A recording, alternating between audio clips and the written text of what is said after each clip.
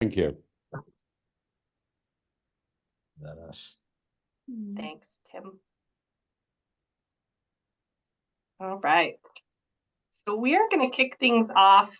I am so delighted to see all of you, many familiar faces that I've had the opportunity to work with in the past, and a number of new folks who've not joined us in DC before. We're really excited to welcome all of you to DC next week as we advocate to improve the chain of survival in schools all across the country. I want to start out by introducing a few of my colleagues and myself, and then we're going to walk through some logistics, the issues we're going to discuss next week, and then just take time at the end of the call to answer any outstanding questions you have after we walk through all of the information this evening. So if you'll jot down your questions as we go through things, we'll come back to those at the end of the call, and we'll just have an open time to answer those. I'll start off with introductions. I'm Amy Schopp-Manzi. I lead grassroots advocacy here at the Heart Association. I have the great privilege of working with so many of our volunteers, all of you, to help influence our lawmakers, to share our personal experiences and put a face on the issues that we talk about. And it truly is an honor to do this work and to work alongside all of you. So I'm delighted, and I thank you for your time. And I'm going to turn it to a few of my colleagues. Maybe John first, to introduce yourself.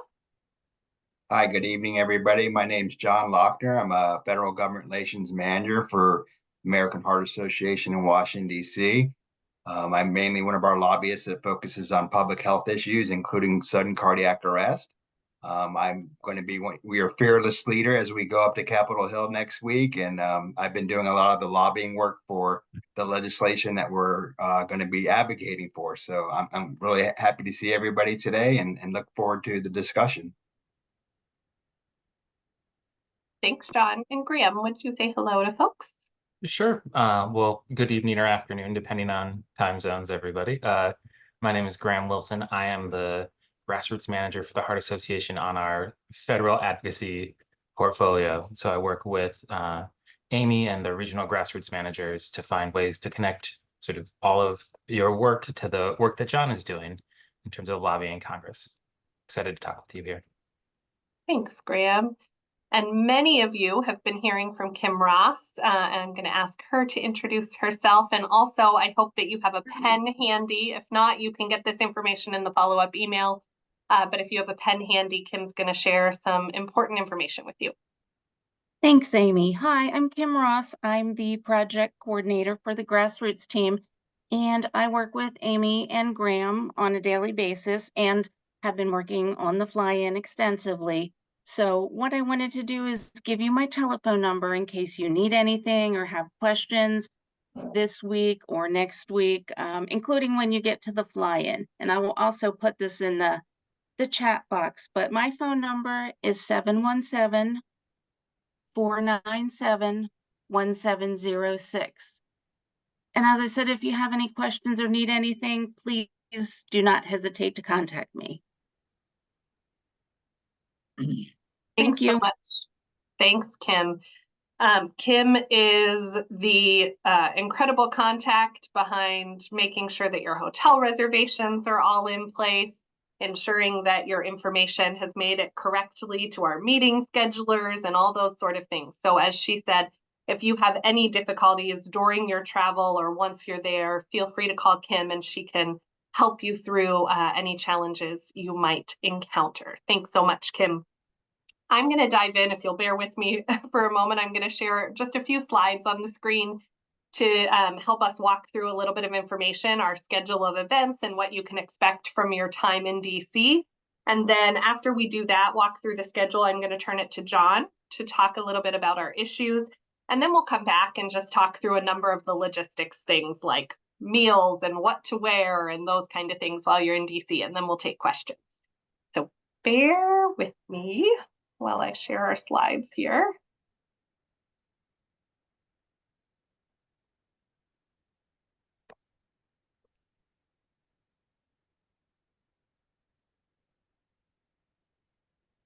If someone can confirm that you are seeing those.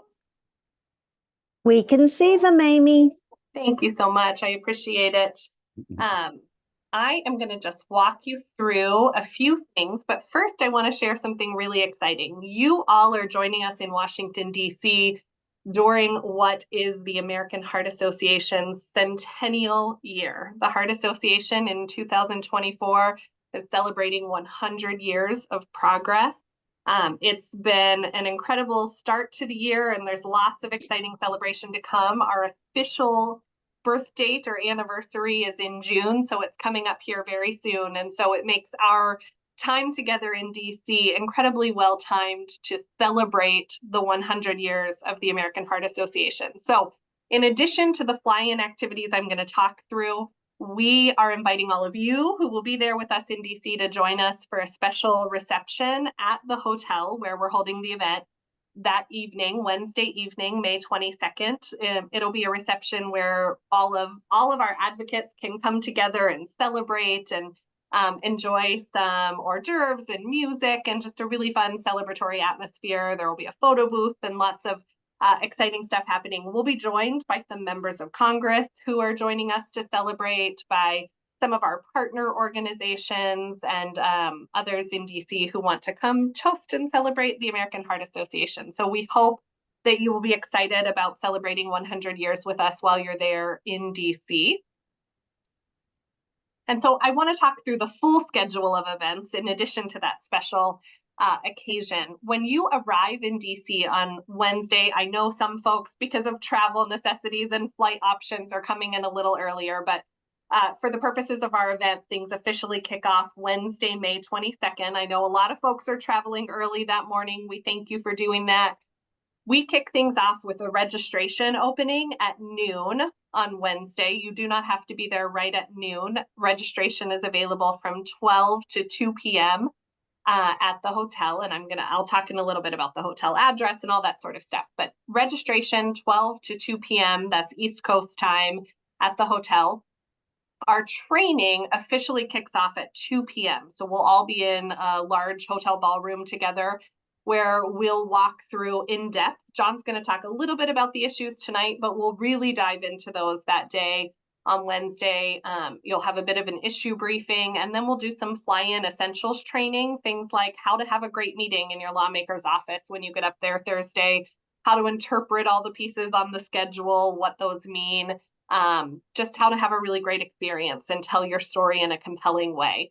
So we'll do that training session. It's about 2 hours long in the ballroom, and then you'll go out to some rooms throughout the hotel where you'll have breakouts with the other advocates from your state and the staff who will be joining you, and you'll have time to prep for your meetings the following day. So this will be the time you look at your schedule, kind of map out your game plan for the day, and think about your meetings. You'll have a chance to meet one another, share your stories, determine sort of who will speak during each meeting, in what order. Everybody will have the opportunity to tell their story in each of these meetings.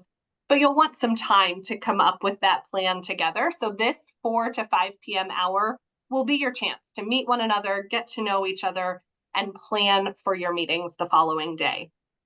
And then you'll have, once you wrap up that prep, you'll have a little bit of downtime, a short break. I know it's not very long. We're doing a lot in this one day, but you'll have a short break where if you haven't already checked into your hotel room, you'll want to do that. You might want to freshen up a little or get ready for the centennial celebration party.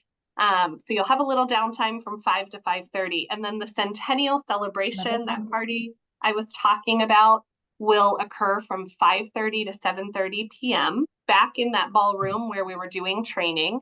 And then there will, and I'll talk about meals in just a bit, but then there will be a dinner available. I know it will be late and folks will have had a long day. So at that dinner, there will be certainly tables. It's very casual. There is no official speaking program at dinner. It's just an opportunity for you to get some food and sustenance to wrap up your day and to carry us and energize us for the day ahead.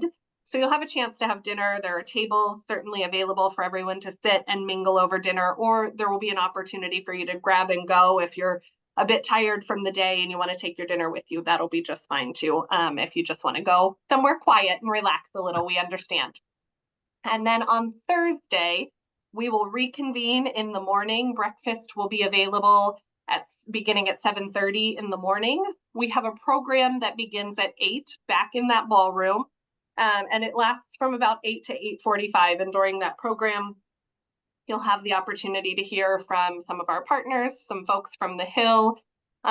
You'll have an opportunity to hear from our CEO, Nancy Brown, both Wednesday evening and Thursday morning. You'll have an opportunity to hear from one another during these various programs and training sessions and things. We've ensured that you all will have an opportunity to hear from fellow advocates who are coming and sharing their stories. And then once that program wraps up on Thursday morning, we will all board shuttles and take shuttles up to Capitol Hill. We have a rest location on the Hill. We're utilizing a social hall at one of the churches near the congressional building. And so we'll have a spot on Capitol Hill where the shuttles will take us and drop us off. And then we can sort of scatter to our congressional meetings. They'll all be walking distance. So once we get to that rest stop, you'll sort of be walking about the buildings on Capitol Hill. And those meetings are scheduled from 9:30 to 5 p.m. That doesn't mean your particular schedule takes that whole period throughout the day. I've looked through all of the group schedules, and a lot of them are more condensed than that. But that is the broad window that we've given to our consultants to schedule for us. And then the one additional piece that you should be aware of on Thursday is a group photo on the Capitol steps. It's always a really fantastic shot of our American Heart Association advocates with the Capitol in the background, and we'd love for you to be a part of it. If your meeting schedule allows, we ask that you join us on the Capitol steps, and we'll give you really specific instructions of where to meet for that group photo, but we'd love for you to join us at 3 p.m. to be a part of that. That is the broad overview of the schedule for the day. What I will tell you is that you're going to get a follow-up email from Kim, so it'll include these slides and details. And then when you register at the hotel, we'll have a printed copy of the full schedule of events with room names, times, instructions, a lot more detail than you see here. But I wanted to just walk through briefly the agenda. And then, and if you have questions about that agenda, I'm going to ask that you jot them down there or hold them, and we'll come back to all the questions at the end. But with that, I'm actually going to stop sharing here, turn things back to John. He's going to walk us through the issue and the legislation, and then I'll come back to talk a little bit more about logistics for your trip to DC. Thanks, Amy. Good evening, everybody. Glad to have you here tonight to talk about the legislation that we'll be advocating for in Washington, D.C. I think it's always appropriate to talk about this in the vein of the situation that happened to Damar Hamlin last March. That really set off a large movement to improve access to AEDs, CPR training in our schools after what we witnessed on Monday Night Football last March. This issue took on huge gravity after that incident. The legislation we'll be advocating got the attention it finally deserved, and it got buy-in from partners across the spectrum, specifically in the sports community, to get behind this. So we have partnered with the National Football League. We've got the American Red Cross on board. We have the NBA, the Women's NBA, NASCAR, the NCAA have all thrown their weight behind the legislation that you're going to be coming to DC to advocate for.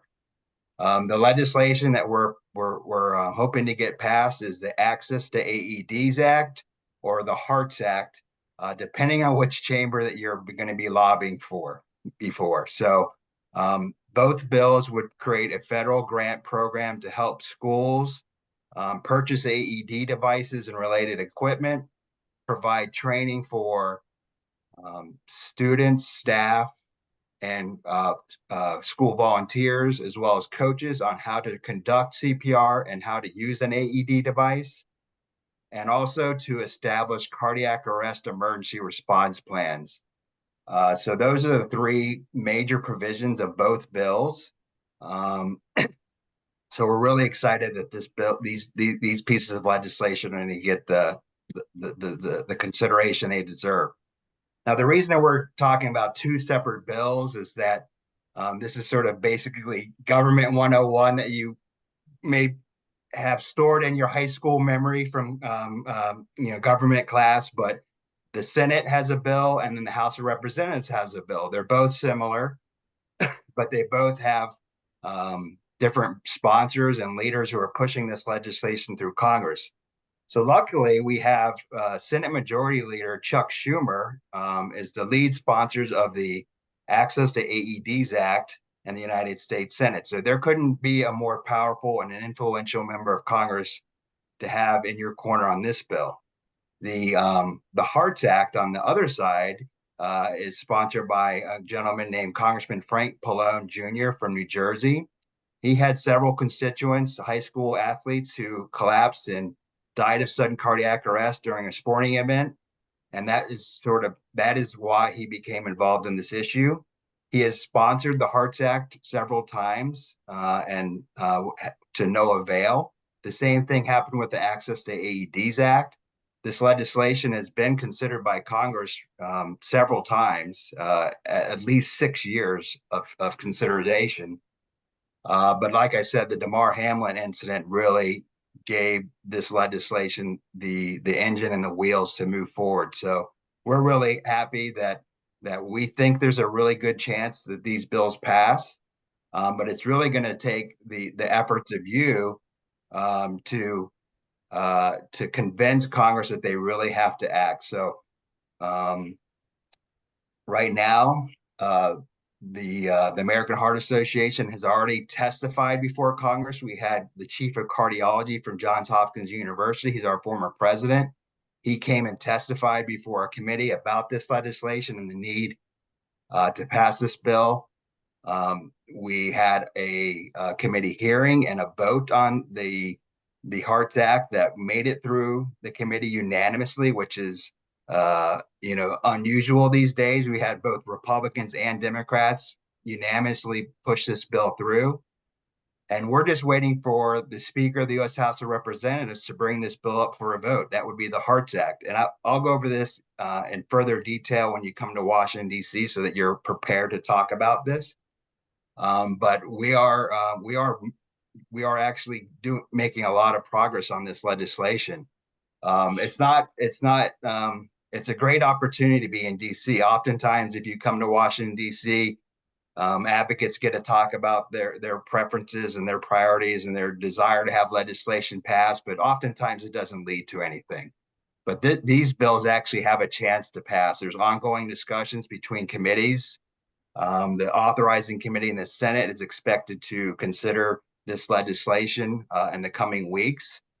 I don't know if folks are aware of this, but Speaker Johnson, his 2 children had an accident in Mar-a-Lago, Florida, last November, where both of his sons almost drowned, and they both had to have CPR done on their 2 children at the beach. And this really went under the radar, and it recently became out that this occurred last month. So Speaker Johnson is sympathetic to this issue. One of our advocates, I think you might be on the call today, met with him just a few weeks ago, and he said that he wants to get this bill passed. So I think we're in really good hands. But so that's sort of the background of the legislation. I think as you prepare to come to Washington, D.C., the best thing that you can do is start to rehearse your stories in your mind and think about how you would like to present your stories to your members of Congress. I also encourage you to think about the status of AED laws and the preparedness of your schools in your own states. So there's a patchwork of state laws across the country. Not only about half of the states in the United States require AEDs to be placed in K through 12 schools. So we have a lot of work to be done there. And that's why the American Heart Association has been working tirelessly at the state level to get legislation that requires AEDs in schools and their proper training and preparation in schools as well. So this all complements what's going on at the federal level. But I definitely encourage you to do some research about what the status of your laws are in your state so you can come prepared to answer any questions from your specific legislators. And I always encourage folks to do a little research of their members of Congress. Go to their websites, read their bios, figure out who they are, what drives them, what kind of legislation they've sponsored in the past, so that when you walk in that meeting, you have a sense of the type of member of Congress that you're dealing with. One of our lead sponsors of the Access to AEDs Act is Senator Cory Booker from New Jersey.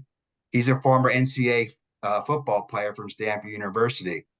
So those are the types of things that you would want to know to see if they're going to be receptive to our messages. Like I just mentioned, Speaker Johnson had a personal experience just recently in his own life, and so he's sympathetic to this issue. So I just wanted to kind of put that bug in your ear so you can start preparing mentally about the things that you want to talk about in your meetings. You'll have AHA representatives in those meetings as well to help guide you through those discussions. So you're going to be in good hands as you come up to Capitol Hill. I think that's all I have right now. As I mentioned during our presentation in DC, we'll get into the actual specifics of the legislation and things that you can do to be a strong advocate. But that's sort of the 10,000 foot view of the bill that we're going to be advocating for. Amy, is there anything else I can share? If you'll hang with us, John, just till we get through some logistics, and then we'll invite questions. I'm sure folks likely have a few questions for you, but that was a wonderful overview. And I know so many of you have deep personal connections to this issue. And we so thank you for being willing to share your personal stories. John is absolutely right. That's incredibly powerful as we try to move legislation. I'm going to pull back up our slides, so bear with me.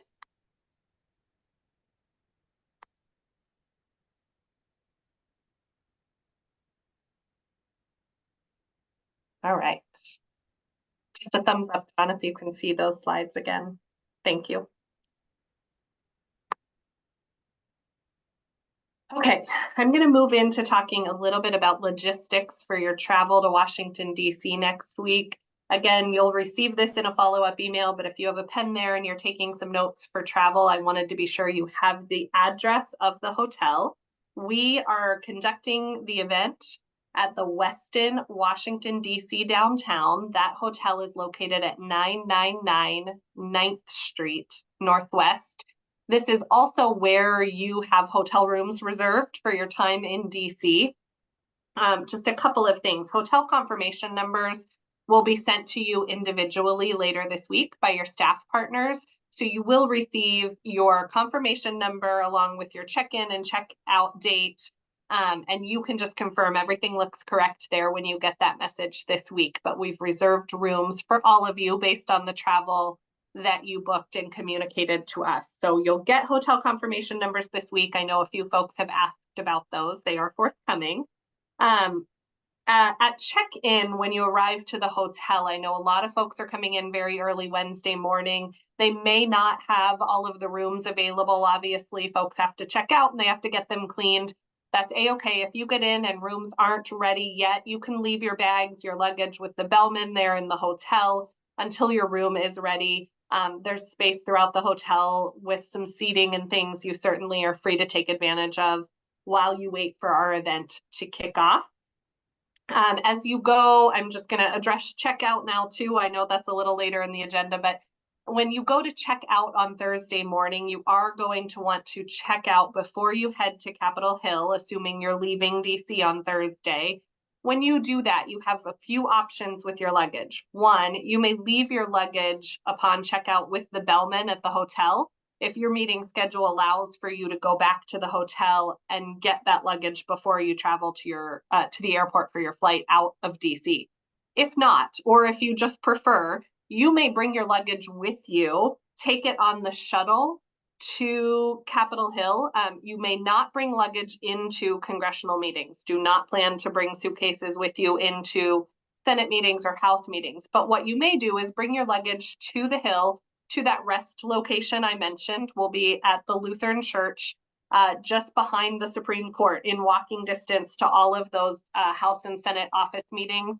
you may leave your luggage there, and we will be staffing that room all day from the time we travel up there until 5 p.m. So you may leave your luggage there, grab it from that location after the meeting, and then head out from there via metro or taxi or Uber, however you plan to get over to the airport. You can take your luggage directly from there. So those are two options. You can leave it at the hotel with a bellman, or you can bring it up to the rest stop where it will be staffed by AHA staff all day. Your luggage will be safe there until 5 p.m. So that's check-in and check-out. I do want to just flag, upon check-in, you'll need to provide a credit card just for incidentals. As you check in there, they'll ask for that. Then, I think that's it for the hotel. Confirmation numbers coming to you this week. Just in terms of getting around Washington, D.C., I was starting to say this, when you arrive at the airport, you are free to travel to the hotel in whatever means you prefer. There will be taxis available at the airport. You can certainly use a ride share, whichever one you prefer, if that's Lyft or Uber, whatever that is. If you are flying into Reagan National, DCA, which the vast majority of folks are, the metro is a very easy way to travel downtown to Washington, D.C. So you can travel via the metro as well from the airport right to downtown DC and a short walk to the hotel. So that is an option as well. I want to talk through a couple of logistics. These are the spots where we get the most questions leading up to the event. So in terms of meals that will be provided during the course of the event, when you arrive on Wednesday, May 22nd, as we begin that training session, there will be a snack break, a hearty snack break available. It includes things like a make your own trail mix and some veggies, pita chips, that sort, or some tortilla chips, those kind of things. So just a snack available during the afternoon on Wednesday. I say that to say you may want to grab lunch before we kick things off, since we don't start until 2 p.m. You are free to get lunch on your own. We'll provide a snack during the training Wednesday afternoon. Then that Centennial Party has a variety of hors d'oeuvres. Again, crudité, vegetables, those sort of things, some past hors d'oeuvres, some things to hold you over until dinner is available that evening on Wednesday. On Thursday, there's an early breakfast at the hotel available for everybody before the program kicks off.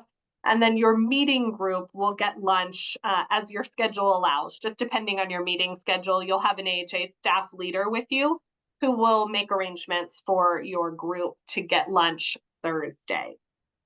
And then obviously folks will be traveling home Thursday afternoon and evening as their meetings wrap up. Those are meals provided. I want to talk a little about attire. We get lots of questions. Wednesday for the training sessions, smart casual attire is just fine. It's okay to be in jeans. I know folks are traveling. Some folks won't have an opportunity to check into their hotel room before our training begins if rooms aren't ready. So smart casual is absolutely fine for our Wednesday training session. Then as you have that small break, as we transition to the Centennial Advocacy Assembly, you may want to switch to, some business attire or special occasion attire, a pair of slacks, a dress that you enjoy for a special occasion, something red if you have a great red top or sweater, just something a bit fun and special occasion sort of attire for that Centennial celebration party. And then Thursday for your congressional meetings, you will want to be in business attire. Be sure that you wear comfortable shoes. You will be walking around Capitol Hill, so comfortable shoes are absolutely essential. And we ask that you wear red. If you have a pop of red in your wardrobe, please feel free to wear a red top, a red tie, a red dress. We have some folks that have really great full red suits, whatever it is that you like. We ask that you incorporate a little red to make it very clear on Capitol Hill that the American Heart Association is there that day. They'll see our red everywhere. It makes a really fantastic group photo as well. So please do, if you have it within your wardrobe and your ability, incorporate some red into your attire on Thursday.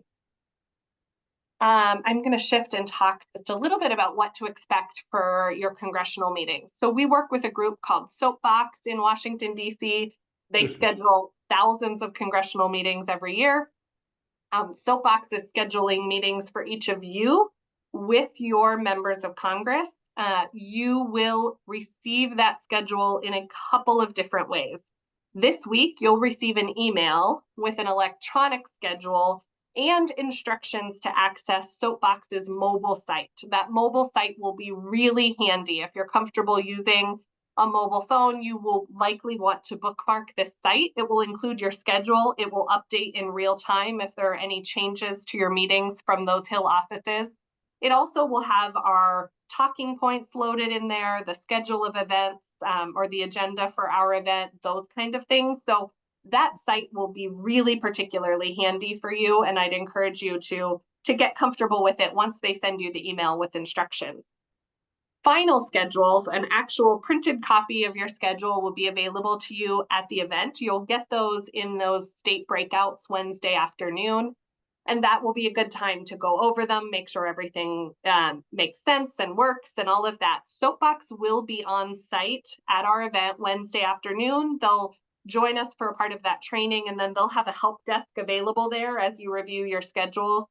And then they'll also be back Thursday morning at the hotel during our program. So if you need to interact with Soapbox at all about your schedule, know that they will be on site at our event. Also, you will be assigned for your meetings, and John mentioned this, with a group of other advocates and an AHA staff leader. So nobody will go off to the meetings alone. If you're feeling a bit nervous, if this is the first time you've been to DC or met with members of Congress, know that you will be in good company with other advocates and with AHA staff who can all you can all move about the Hill together, and that makes for a really nice experience. You have one very, very important job as you come to Washington, DC, and you head up to the Hill. And John said this, but I just want to reiterate, it is to tell your personal story. You will get information and have talking points about the legislation and the statistics behind it, and a lot of details. And it is really important to share those. We're going to give you a great postcard that you're going to leave with member offices that include the bill names and numbers, and it includes some of the most essential talking points about the issue and the legislation. But your most important job is to tell your personal story, to share your experience with cardiac arrest. I know it has touched so many of you. You're helping to personalize this issue and these pieces of legislation for members of Congress. When they go to the floor to vote, and John mentioned, we're hopeful that they will bring this piece of legislation up for a vote very soon. When they go to the floor, we very much want for your faces and your names and the names of your loved ones to be top of mind for them. Those are the stories, the people, the faces, and the experiences that are going to compel them to vote in support of this legislation. So that your personal experience, your personal story, you don't have to be an expert on the statistics. Your personal story is the thing you most need to communicate when you're in those meetings on Capitol Hill. And I think, let me just double check that I've covered everything on our agenda. I will just mention we'll share this information there, but we'll encourage you to share a thank you note with your member offices to follow up with them after their meetings. And I think that covers the logistics that I have on my list. I am going to pause and take questions. There may be some in the chat. I'm going to stop sharing my screen so that I can see the chat again. But I'd also invite you, feel free to come off of mute and ask a question if you have it. Hey, this is Corey Moon. Please forgive me for not being on camera. No worries. But I had a small question. How many of us are traveling to DC? That's a great question. So in total, we have around between 200 and 250 advocates and staff coming to DC from around the country. So it's a big group. It's going to be really exciting for all of us to be together, and a really nice opportunity to share stories and share space. Thanks for that question, Corey. I'm going to try and take a couple of those. I see a few folks coming off of mute. Jackie. Yes, hi. Hi. How many people are coming from California? Oh, a number of them, and I'm gonna have Approximately. I'm gonna have local staff follow up with you. I don't have our Okay, right in front of me, but there are a handful of folks from several different states, but we'll make sure that we get you that answer individually. okay. And this, my husband is at work, so he couldn't be on the call. He's a heart attack survivor. So you're sending this video, a recording of this to everyone, right? Yes, we absolutely will. That will likely come tomorrow morning because we're going to get it loaded, get this Okay. recording loaded up for folks, and we'll send that along with reiterating in that email a number of the logistics that we've talked through. And my last question is just, we're only meeting with congressional leaders, not Senate, right? Both. So we will be meeting with senators and members of the House of Representatives. Thank you for clarifying. Yep. Okay, Yes, all members of Congress. You'll have an opportunity to visit with at least 3 offices. And I will say, it's a great question, because you are grouped with other advocates, many of you will actually visit some additional offices because you'll go to your state Senate visits together, and then you'll travel in a group to each of your representatives. So you might have a handful of meetings throughout the day. Okay, thanks. I see a raised hand. I will go to you, Shaye. Am I pronouncing that correctly? Yes, you are. Great. Let me come off mute camera. My name is Shai Lucero. I'm from I don't know why it's dark screen, but I just froze, I think.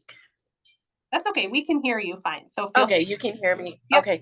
So we are going to be meeting our congressional leaders from our state only. Yes, in most cases, you are grouped with other advocates or staff just from your state, and Okay. you will travel with those folks. There are a few places where we have maybe one advocate from one state and one advocate from another. So you've been partnered together, and you'll do visits with each of your state representatives. But yes, you should plan to meet. For the most part, folks are meeting with the members of the House and the senators from their state. Okay, and then one quick thing, I was doing advocacy for small business last fall, and one recommendation to people is that you will be going through metal detectors, so don't take like bulky purses, etc., because it delays the time into each of the Senate buildings or congressional buildings. Some of our individuals that went with us, they had big purses and big bags, and it was a no-no. So just a real quick thing. Thank you for sharing that tip. It's a great one. And yes, as I mentioned, definitely don't bring things like luggage to the Hill. Your usual purses and things are fine. We'll actually give you at registration, you'll get a little reusable tote bag that you can carry your folder and just a few things with you. So that'll make it easy as well. But that's a great tip. Thank you for sharing. Jackie and Ed Gorlick, I see your hand raised. Hello. I have a question about traveling back on Thursday. I noticed the schedule says, pretty active until 5 p.m., but our flight was scheduled at 5. Yep. So is that okay? Absolutely. So we looked at all of those travel pieces, and most meetings wrap up by 3 or 3:30. I don't have your particular schedule in front of me, but we are conscious of travel. If you find when you look at your schedule, when you either get it this week or when you look at the printed one there, if you find something feels a little bit too tight for you, let us know that, and Soapbox can try and shift a little bit. But we have been very conscious. Lots of folks have flights, so I don't want that to scare anyone. Lots of folks have flights at 5 or in those next few hours, and we have tried to wrap meetings up by 3:30 to make sure that those travel arrangements work. Okay, thank you. Yeah, thank you for asking it. I'm sure there are others in the same situation. I'm trying to see all the hands raised. Bear with me. Brittany Williams, I see you have a hand raised. Yes, hello everyone. I just have a few questions. So I know you mentioned having thank you cards ready to give out to the members of the Senate and the House. are we needing to have these like pre-written out, or how does Nope. that?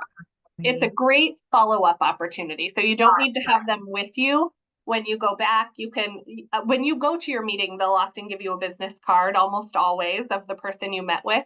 And it's a great follow-up opportunity when you go back home to either send them an email, thank them for their time, remind them of your story.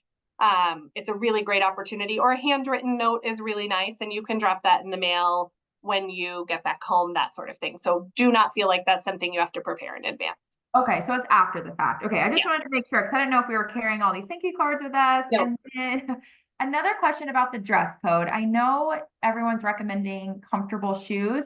Are tennis shoes frowned upon, like athletic shoes? Or, okay, mine will match my red suit. So I just wanted to make sure I didn't want to be the only one walking in with tennis shoes, because I know it is Congress and you want to look presentable. So just wanted Thank to you ask. for asking that. Athletic shoes are just fine, especially partnered with a shoe, business attire. And I have seen many adorable red sneaker or sparkly sneaker or sneaker with a red accent. So feel free. Comfortable shoes are key.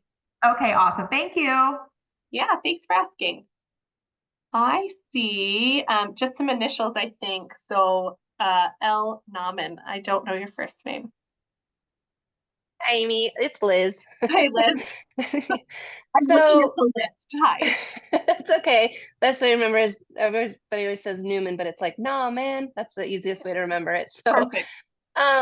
quick question. I'd got an email from Soapbox, and it was telling me that I guess Emily Hartshorn, who I'm guessing is someone that I might be meeting with, they were sending me an email to set up the meeting with her. Is that something that I need to do way in advance, or that might get taken care of later? Like, what are this? I'm new to this is my first rodeo. So I just need to know when I needed to reach out.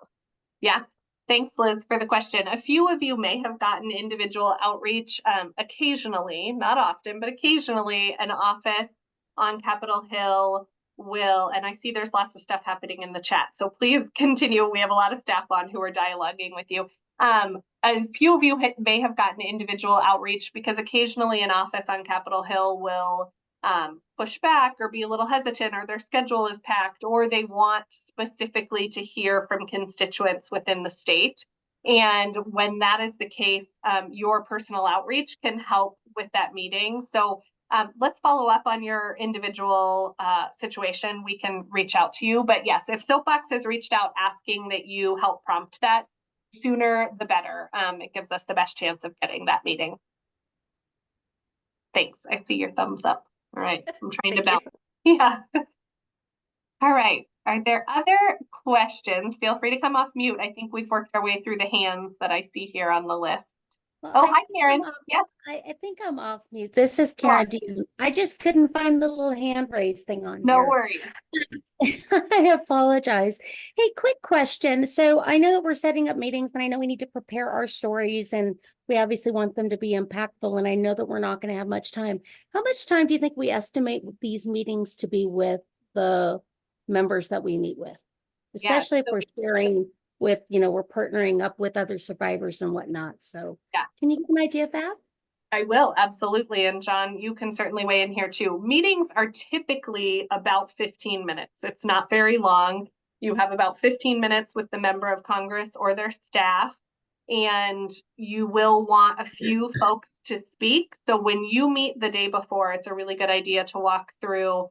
Maybe not everybody shares their personal story in every meeting, particularly since you're meeting potentially with different representatives. So what I would say is have a game plan for your Senate meetings, and then in the meetings where you're visiting with a representative, make sure that the constituent of that representative is the first one to share their story. That way, if you run short on time, they have heard from the person who lives within their district.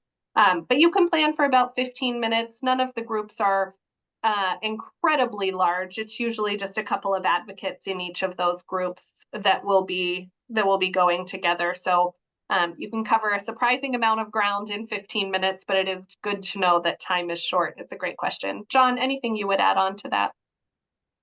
I would just say max 30.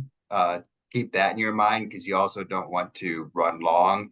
The the offices schedule these meetings in windows of 30 minutes.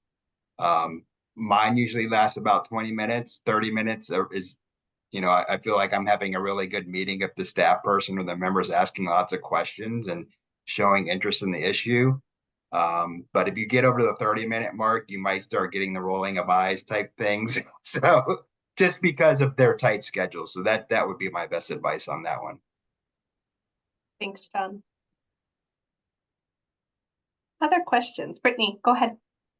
Sorry, I have a lot of questions. So That's I okay. know we're going with groups. Are we all, I know you might have mentioned this earlier, but we're all still going to have the opportunity to share our story, even if it's a few of us in the same room with the members of Congress? Yes, absolutely. And if you run short on time, like I said, you may just want to make sure that the person who is a constituent in that meeting has the opportunity to share first. So it may be that you have folks from 2 or 3 congressional districts going together. You'll want a plan for the Senate meeting so that each person has an opportunity to share. And then in the members with in the meetings, with representatives, just be sure that the constituent shares first in case time runs short. Okay, perfect. And then, But yes, everybody absolutely will have a chance to share their stories. okay, perfect. And then my mom and I are flying in together. Are we going to be separated or do we kind of stick together? I've made sure that you two are together. She's my And of course- momager, so she's been with me since day one. So I just wanted to make sure. So. Yeah, I have made Okay. sure that you guys are assigned to the same group. Okay, thank you. No problem.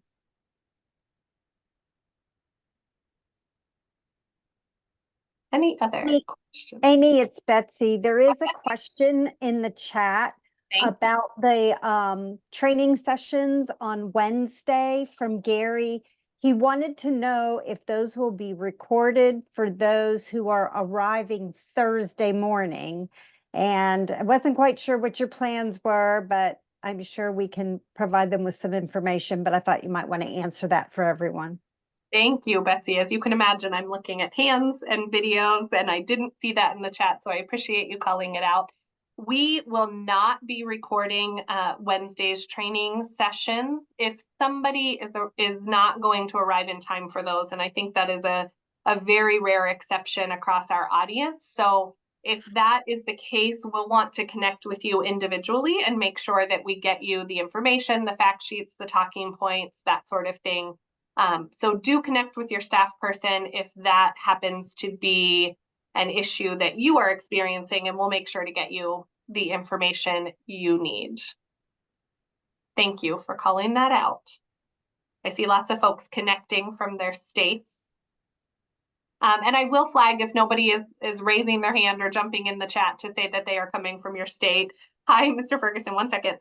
If they are coming from your state, not everybody is on tonight's call. We have about half, not quite half of our advocates on tonight's call. So know that there may be some folks in addition. And I will come to you, John.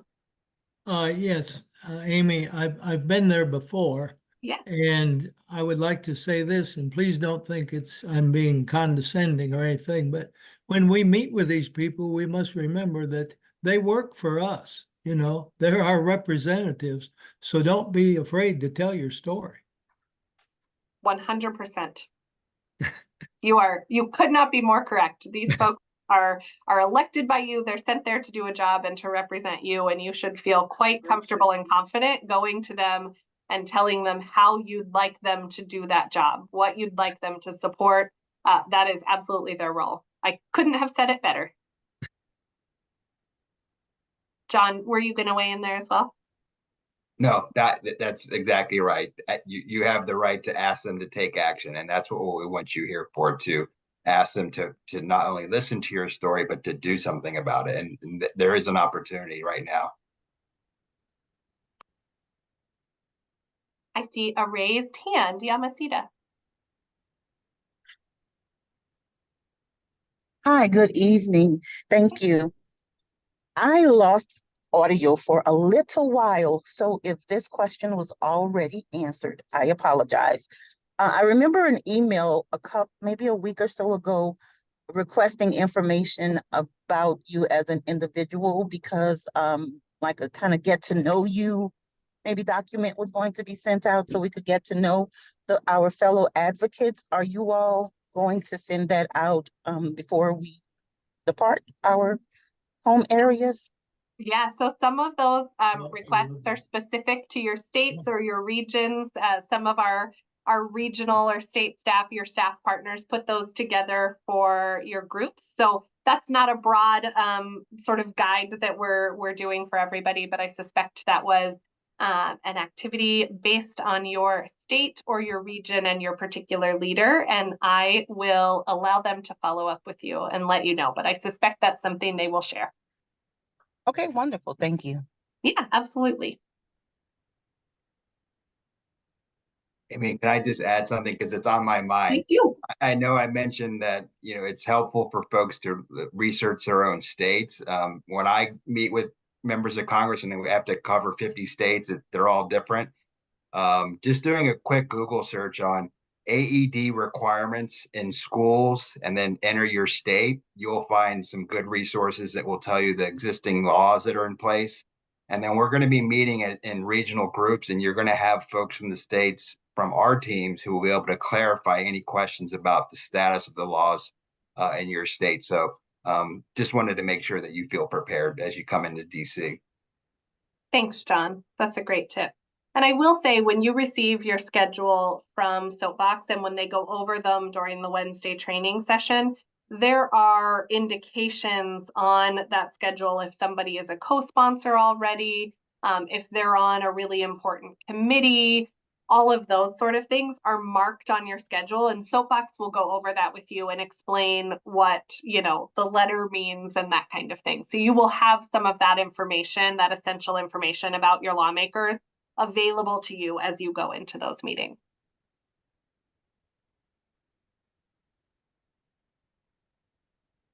Any other questions? I just have a comment. Amy, John, and the rest of the team, thank you so much for having this talk through, because I've done a lot of advocacy meetings on the Hill throughout the years.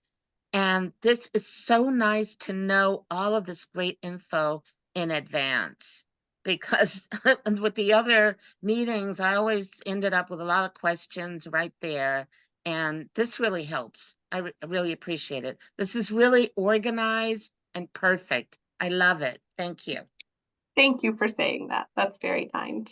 We want you to feel comfortable and prepared before you pack your suitcase and head on out to DC. So I'm glad that it's helpful. I see a few other questions. What I will say, just as we're approaching the top of the hour, is folks feel free to stay on for questions. I have all evening and I will stay here and answer them until we're sure everybody feels totally comfortable. If you don't have questions and you feel prepared as we approach 8 o'clock here on the East Coast, feel free to drop off as we continue questions. But delighted to have all of you, and grateful that you're taking the time to listen tonight and to come to Washington, D.C. We're so excited to have you and so honored that you'll share your personal story to help move legislation. So I know some folks have to jump, but those of you who have questions, don't go anywhere. We're going to keep working our way through them. And Steve, you are next up on my screen with a question. It's kind of come up that to check into what your particular state has done, and I just Googled that, and it looks like we have legislation in Colorado that encourages AEDs in schools. But so obviously, if this legislation passes at the federal level, maybe we don't need to worry about the state level. But if it doesn't, are we also able to do some work with our local American Heart Association at the state level? 100%. Seems like we ought to be doing more than encouraging. Yes. Well, I couldn't agree more. We should be doing more than encouraging. And you raise a really good point. So let me offer some clarification, and I'm sure John will jump in here too. The pieces of federal legislation we are talking about actually authorize a federal grant program to provide financial assistance to school districts for purchasing AEDs, for carrying out training if they need to buy supplies or purchase a training program, for helping them do the steps to develop a cardiac emergency response plan. So it provides some funding assistance. It does not provide a requirement for AEDs in the building, for training in the schools. for a cardiac emergency response plan. So it goes really nicely hand in hand with our state legislation. We actually need those state bills that everybody's been working so hard on across the country to put those requirements in place, to require that schools have AEDs, to require that they build cardiac emergency response plans that really drive up survival rates from cardiac arrest in schools. And so it's important that we have both. Even if we pass this federal piece of legislation, we need those state bills to put the requirements in place. And Steve, you're absolutely right. We should do more than encourage. John, anything you would add to that? No, that's perfectly correct. And if you look across the states, you'll every state's different, and a lot of them do have encourage or dependent on federal support, and so that kind of gives them a way out to do these requirements. So Amy, you're exactly right. It's a both and or. We have to do the state and federal level. Thanks for raising the question, Steve. And I see a bunch of folks popping up in the chat mentioning the work they've done at the state level. So many of you who are coming to DC have been really active in these state campaigns. And I am so grateful for that. Daisy, I'm going to come to you. You have the next hand up on my screen. Hi, Amy. I'm Daisy. Hi. I was just asking if the regional, I think grassroots directors will also be in attendance because they know specifically about, different cities, and Texas is really big and not everything applies to East Texas as West Texas. So just wanted to know about staff and who will be there. Yes, absolutely. The whole grassroots team will be there. So whoever you work with as a staff partner will be there in DC. Certainly feel free to connect with them beforehand and ask any questions if you have them, but they 100% will be there present and joining folks for meetings on Capitol Hill. Awesome, thank you. Yeah, great question. Angela, I see your hand up. Hi, thank you. I'm just going off of a hunch, so I thought I would at least ask to clarify. It sounds like these meetings, once we get to Capitol Hill, are going to be quite intimate, I guess, in a setting per se. If they're going to be short, 15 to 30 minutes, there isn't going to be anybody that will be, like, for instance, taking any video, so maybe our family members can see, or will there be? There will be video in these meetings, and you will have the opportunity. I saw some folks talking about this in the chat, but often there's an opportunity to take a photo. You can ask the office if you can take a group photo together. But any sort of video, that sort of thing, would need to be approved with those offices in advance. And so I would not expect for there to be any video opportunity. Sure. Yeah, I just was automatically thinking like C-SPAN, back in the day when you could watch these movies going on. Okay, perfect. Thank you. Yes, thank you for asking that and for offering that clarifying point. Yeah, these are just in the congressional offices. In some cases, you'll be in sort of a conference room setting, depending on the office. Offices across Capitol Hill vary greatly. Some of them are very small. Some, if you're a member of leadership, have a lot more space. And so in some cases, you'll be sort of in the lobby of an office. Sometimes the members of Congress or their staff may have you step into the hallway even for a meeting if there are a few different groups meeting in the office. So it's important to be flexible with the format of your meeting. Sometimes you'll be sitting across the desk from them in their office. Sometimes you'll be standing in the hallway. Daisy, you may have another question, or your hand may not have gone down. I totally just forgot to take it off. I'm so sorry. That's okay. I wanted to be sure we got them all. Other questions, feel free to come off of mute or... I have a question before we hop off. It's no rush. But could you put back up on the screen the celebration screen that you had about the centennial event? I just wanted to take a picture of it and I missed it. Yeah, absolutely. I will put that up before we hop off, and we'll include those slides in the email that comes to you as well. Oh, perfect. Yeah, thank you. No problem. Other questions? Any worries about your trip to DC? I have a excuse me, a really fast question. This is Sean Sema. Hi, Sean. Are we gonna be meeting with the actual member or their staffs? Great question, and it varies. So we certainly always ask to meet with the member of Congress, whether that's a senator or a member of the House of Representatives. And often we meet with their staff. We do have some, I've seen the preliminary schedules. It indicates on your schedule if you are in fact meeting with the member or if you're meeting with their staff. And the staff folks that we'll meet with are most often, I think, John, probably the health LAs. They are the staff members that will handle this bill in the office. And so what I do want to sort of stress is that these staff folks, while you may think, oh gosh, I'm not meeting with the member, these members of their staff are the ones advising them on how to vote for the legislation. So it is a really critical meeting, even with the staff person. John, feel free to jump in there. That's totally correct. The staff are basically making the decision. So the members of Congress can only follow so many bills and issues, so they really rely on their staff as their experts. Thank you. Absolutely. Anyone else? These are really fantastic questions. Any others?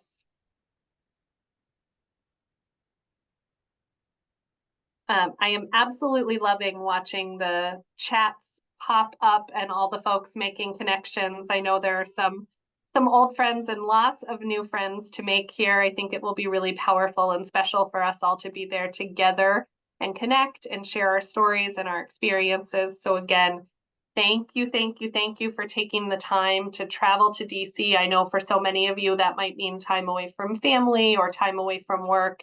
And that sacrifice that you're making does not go unappreciated. We know that it is a big undertaking for you to take time away from your everyday life and travel to DC. Any final questions? I'm going to ask one more time before we wrap up. I don't want to miss anyone. All right.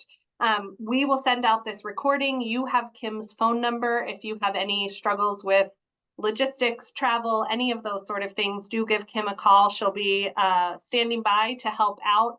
We're all incredibly excited to see you in DC next week and have the opportunity to interact in person and to hear your stories and to experience the power of all of these incredible heart advocates on Capitol Hill. It is easily the most inspiring thing we do each year. And so we just look forward to seeing you in person, being there together with you in DC. I wish you safe travels. Let us know if you have any additional questions before your trip. And otherwise, we will see you in less than a week in Washington, DC. Good night, everyone. Thank you, Amy. Of course.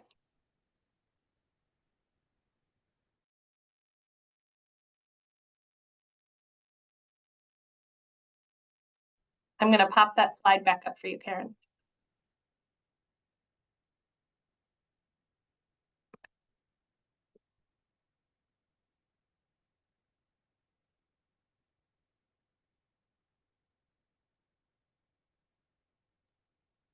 Thank you very much. I just wanted to take a picture of it real quick. Absolutely. Yeah, I was just sending it to my guest that's coming with me, and it was just easier. Yep, absolutely. No problem. Thank you for everything, and we'll see you next week. Sounds great. Safe travel. Bye-bye.